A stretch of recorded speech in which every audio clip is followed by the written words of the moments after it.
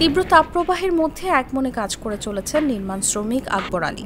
তার সঙ্গে আশপাশে কাজ করছিলেন অন্য শ্রমিকরা। বুধবার আন্তর্জাতিক শ্রমিক দিবসে দুপুরে ইসলামী বিশ্ববিদ্যালয়ের নির্মাণাধীন ছাত্র হলে দেখা হয় তাদের সঙ্গে। তবে তাদের কেউই শ্রমিক দিবস নামে যে একটি দিবস আছে তা জানেন না। ক্যাম্পাসের ভ্যান চালক, দোকানদার, পরিচ্ছন্নতা কর্মী অন্তত ২০ জন শ্রমিকের সঙ্গে কথা হয় প্রতিবেদকের। তাদের কেউই শ্রমিক দিবসের বিষয়টি অবগত নন। শ্রমিক দিবসের কোনো বার্তা তাদের কাছে পৌঁছায়নি। দিবসটির বিষয়ে তাদের ভাষ্য ছিল, বিভিন্ন দিবস আছে শুনি, কিন্তু আমাদের নিয়ে কোনো দিবস আছে তা জানি না। কেউ কোনোদিন বলেওনি।